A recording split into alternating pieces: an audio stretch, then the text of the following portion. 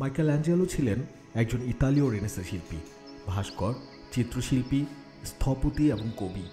তিনি বিশ্ব ইতিহাসের অন্যতম সেরা শিল্পী হিসেবে বিবেচিত হন।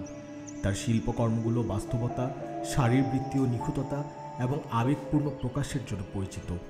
1475 সালে 6 মার্চ জন্মেছিলেন তিনি।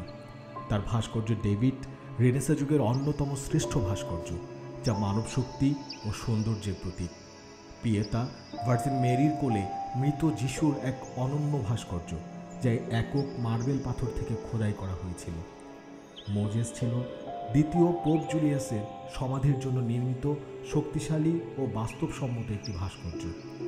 তার চিত্রকলার মধ্যে সিস্টিন চ্যাপেলের ছাদ চিত্র, যেটি ভ্যাটিকানে অবস্থিত, এই বিশাল ফ্রেস্কো চিত্রকর্মটিতে আদম সৃষ্টির দৃশ্যসহ বাইবেলের বিভিন্ন কাহিনী চিত্রিত হয়েছে।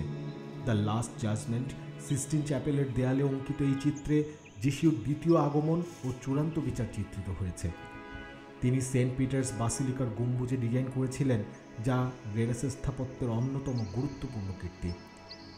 তিনি রেনেসাঁ যুগের পোপ, সম্ভ্রান্ত পরিবার ও মেডিচি শাসকদের জন্য শিল্পকর্ম নির্মাণের দায়িত্ব পালন করেছিলেন। তার ভাস্কর্যগুলো শারীরিক গঠন ও আবেগ প্রকাশের ক্ষেত্রে নতুন মানদণ্ড স্থাপন করেছিল। তার স্থাপত্য শৈলী শতাব্দীর পর শতাব্দী ধরে ইউরোপের স্থাপত্যকে প্রভাবিত করেছে।